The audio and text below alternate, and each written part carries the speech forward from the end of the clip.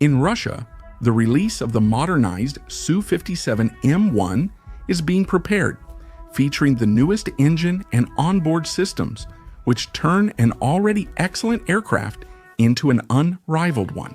A whole series of events points to this, from the first export contract to the expansion of production facilities in Komsomolsk-on-Amur.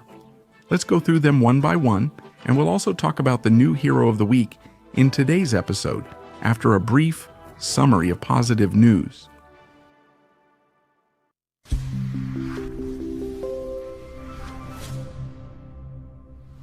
Another batch of multifunctional Su-35S fighters has been delivered to the troops.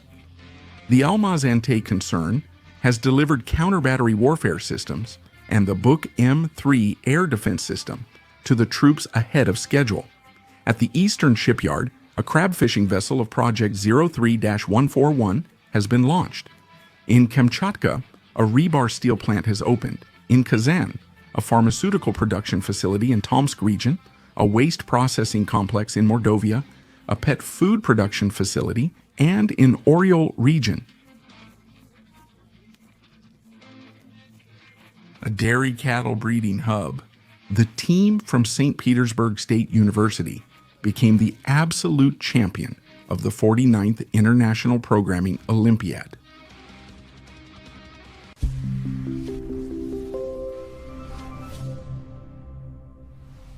A number of events indicate preparations for the release of an updated version of the Su-57 fighter jet with enhanced combat capabilities. It's no secret that work is underway. Back at the end of 2024, in the documentary Masters of the Sky on Channel 1, an aircraft with the AL-51F1, a second-stage engine with a flat nozzle and thrust vector control, was shown. A flat nozzle is a complex design that preserves the aircraft's maneuverability, but reduces its radar visibility by narrowing the hot exhaust jet. Simply put, the Su-57 becomes less vulnerable to missiles with infrared homing heads. At the same time, the nozzle still serves as an additional control surface in 3 axes, just like before. This is important because, for example, the American fighter F-22 also has a flat nozzle, but it can only deflect in the vertical plane, which makes it less maneuverable. In addition to the new engine, the Su-57 received an upgraded radar with an active phased array antenna, onboard systems with artificial intelligence support, a new helmet-mounted targeting system, and probably new weaponry, including improved long-range air-to-air missiles, R-77M. Importantly, the aircraft was originally designed with modularity in mind, allowing for quick replacement of various components, including the engine. And from this, it follows that along with the production of new aircraft, all existing ones can also be upgraded. And although there have been no official announcements about the launch dates for the Su-57M1 yet, some events indicate that this is either already happening or will begin very soon.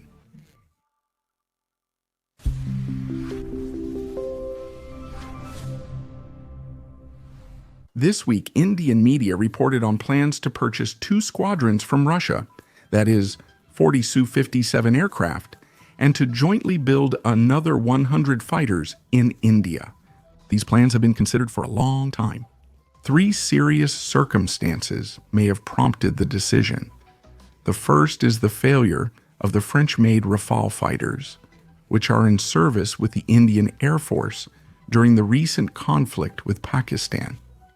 It was reported that not the most modern Pakistani aircraft of Chinese origin managed to shoot down between 1 and 5 Rafales. The second circumstance is the failure in developing India's own light fighter and 5th-generation fighter, as well as the serious obsolescence of the fleet of Soviet aircraft. The European Jaguar and Mirage 2000 are also expected to retire in the coming years. Although the Indians have a fleet of Su-30 MKI, they will need hundreds more aircraft to ensure national security. The third important factor is the rude behavior of Trump, who did everything possible to turn both the political elite and the people of India against the United States. It turns out that European aircraft do not meet modern needs, and the Indians cannot purchase Chinese or American ones for political reasons. So the only option left is the Russian one, and specifically the Ukrainian one. It has been tested in real combat and has proven its effectiveness. Of course, we should celebrate victory only after the contract is signed. So let's not get ahead of ourselves. But it seems that the matter is already settled. In December, Vladimir Putin will visit India, during which some serious contracts are expected to be signed. Prime Minister Modi's resilience in the face of Trump's tariffs for cooperating with Russia also clearly hints that these will indeed be serious contracts. Russia has officially stated that in 2025, the first foreign customer will receive and begin operating the Su-57 fighter jet.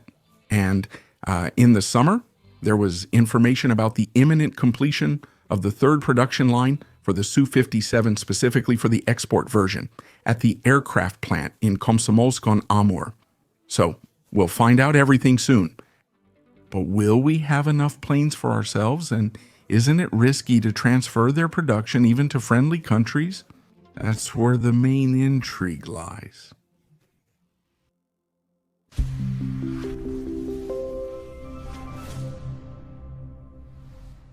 The production of any military equipment has its own cost.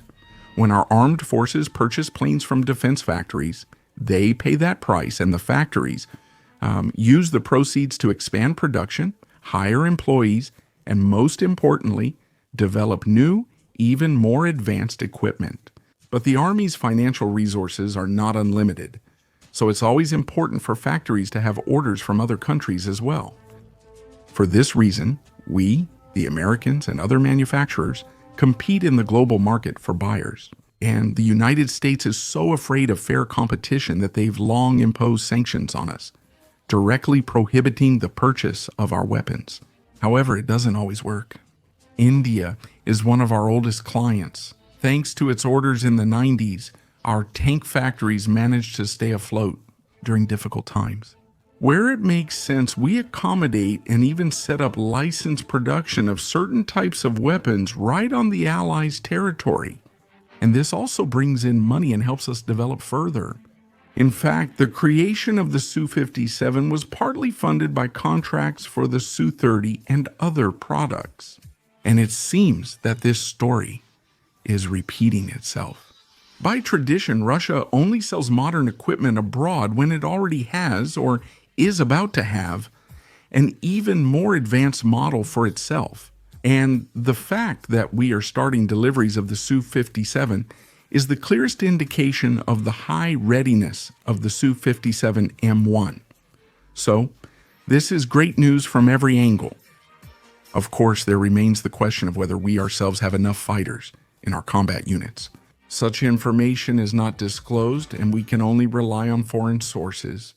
They claim that the Russian aerospace forces have about 40 Su-57S and around 200 Su-34 fighters in service. And it seems that right now, the production of the Su-57S has been put into full swing. This has made it possible to build them not only for themselves, but also for export. In any case, if the contract with India goes through, it will allow our factories to build more for our aerospace forces as well, which is definitely good news. We will keep you updated on the developments.